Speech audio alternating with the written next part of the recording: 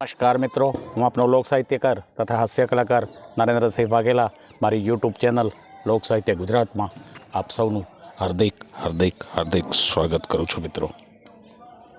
मित्रों मूळ जोक्सनी शैली पर ज जईए, कारण के हास्य है ने कोईकने तमारे रड़ाववुं होय तो झापट मारी दो एटले पूरुं थई जाय, अने हसाववुं होय तो एनी माटे मेहनत पड़ी है। कोई कंईक बिल्डिंग बांधवुं होय तो कदाच 12 महीना 2 वर्ष लागी जता होय छे, पण एने हेठुं नाखवुं होय तो एक जेसीबी अडाड़ो એટલે 2 કલાકમાં પૂરું। પણ આપણે એ વિરોધાભાસમાં નથી જવું, આપણે હકારાત્મક છીએ, આપણે લોકોને આનંદ જ પીરસવું છે, એટલા માટે જોક્સની શૈલી ઉપર જ જઈશું। 12મા ધોરણનો એક વિદ્યાર્થી એના પપ્પાને કહે, પપ્પા જુઓ મારા માટે દીકરી 2 વર્ષ નાની ન જોતા। તો પપ્પા કે કેમ? कारण के तमे 2 वर्ष नानी जोशो ने काल उठीने मारा संतानो भविष्य में मारा संतानो ई चिंता करशे कि मारा पप्पाए 12मा धोरणनी परीक्षा न दीधी अने मारी मम्मीए 10मा धोरणनी न दीधी, तो पछी अमारे शुं काम देवी जोईए। सरला एना पतिने के सांभळो छो? तो के हाँ बोलो। तो के जो पड़ोशण छे ने ए दुकानमांथी 4 नवी साड़ीओ लावी। तो के 4 नवी साड़ीओ पड़ोशण लई आवी અને એના પતિએ સરલાને કીધું કાંઈ વાંધો નહીં, આવતીકાલે તું 12 હાડી લેતી આવજે। અને સરલા ખુશ બહુ થયું કે સાચું કહો છો? કે હા ખરેખર, આવતીકાલે તારે 12 હાડી નવી લાવવાની અને આખી સોસાયટીને દેખાડવાની, આખી સોસાયટીના બૈરા ભેળા કરીને બતાવી દેવાની। બીજે દી જે શોરૂમમાંથી તું હાડી લાવીશ ને એ શોરૂમવાળો મારો મિત્ર છે, બીજે દી પાછી લઈ લે હે અને તારી પાસે પૈસોય નહીં માગે।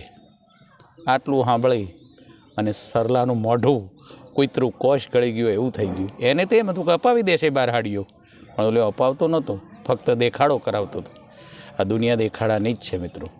પણ જાનૈયા પાનને ગલ્લે ગયા, જાનૈયા બધા ભેળા થઈને પાનને ગલ્લે બીડી પાન મસાલા કરવા ગયા અને ત્યાં ઊભા હતા અને પાનવાળાને તરખો જોયો તો એણે કીધું કે જાન બહુ મોટી લાવ્યા છો તમે? એટલે ઓલે લોકો કે હા બહુ મોટી લક્ઝરી લઈને આવ્યા છે અમે એમ, પણ જાતા તો ખટારો હારે લેતા જવાના ને।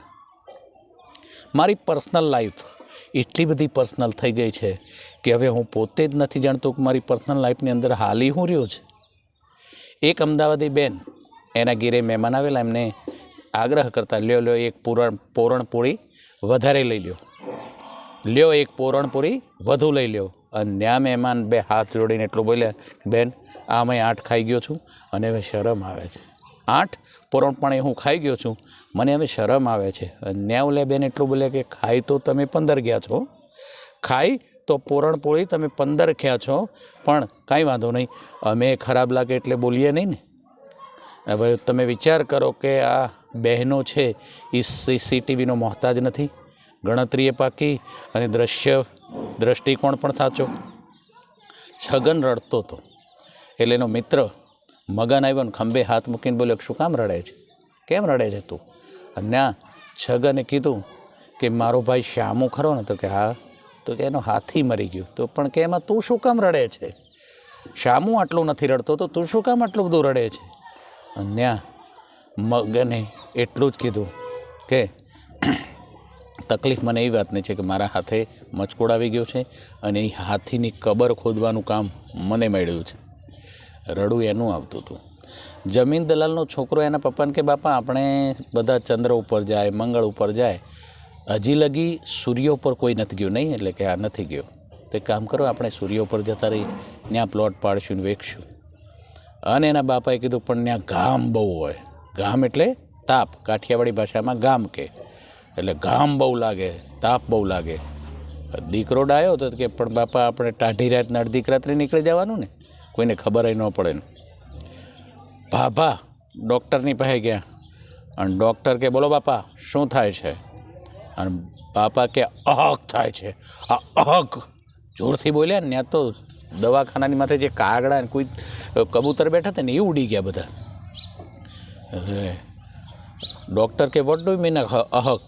કારણ કે આ ગૂગલ વર્ડ્સ નથી, હું અહક ગૂગલનો વર્ડ નથી, ગોતશો તો એ નહીં મળે, ગોત્યો નહીં જડે ગૂગલમાં। અહક એ દેશી ગ્રામ્ય ભાષાનો શબ્દ છે। એટલે ભાભાએ કીધું ગુજરાતીમાં બોલો, વોટ ડુ યુ મીન એમ નહીં, ગુજરાતીમાં કહો। ભાભો થોડું ભણ્યા હતા, આ કોફી મારી એમણે, વોટ ડુ યુ મીન એમ નહીં એમ બોલ્યા। ડૉક્ટરને કે ગુજરાતીમાં કહો એટલે ડૉક્ટર કે પણ અહક એટલે હું? પહેલાં તો મને એ સમજાવો તો હું એ પ્રમાણે દવા દઉં. અને બાબા કે હેડકંપ, અને પાછા કબૂતરને કાગડા ઉડાડી માંડ્યા. હેડકંપ થયો છે એટલે કે એ શું કહેવાય? તો કે એટલું જ કહેવાય કે શરદી, સરેખામ અને કફ બહુ થયો છે અને રાતના ધગશ થાય છે, તાવ બહુ આવે છે, એની દવા દો. અને ડૉક્ટરે 3 ટીકડી દીધી ને કે લ્યો જમ્યા પછી લઈ લેજો. જમ્યા પછી કેવું ભૂલી ગયા ડૉક્ટર, અને એટલું બોલ્યા કે લ્યો જમીન લઈ લેજો. અને ત્યાં તો બાબાની ચોટલી ખીચો થઈ કે પાઘડી માથે જ પડી કે બાબો કે હું બોલ્યા સાહેબ તમે? હું બોલ્યા એમ કહેજો જમીન લઈ લેજો એમ. અરે જમીન વેચીને તો માંડ માંડ દવાના ઠેકાણા પડ્યા છે. જમીન વેચીને તો દવા સુધી પૂગી ગયા, જમીન વેચીને તો અવસરો કાઢ્યા, જમીન વેચીને તો મકાન લેવાનું છે મારું. અને હવે તમે કહેશો જમીન લઈ લો. સાહેબ ગોચર કે ખરાબો ગામડામાં પડ્યો ને એ 15-20 લાખથી નીચે નહીં મળતો. તમારે અહીંયા એસીમાં બેઠા બેઠા બોલવું છે, બાકી જમીનના ભાવ સાંભળ્યા જ કદી? ડૉક્ટર કે હું એ જમીનની વાત નથી કરતો, જમીને લેજો જમીને. ન્યા ભાભો કે નોખું પાડો.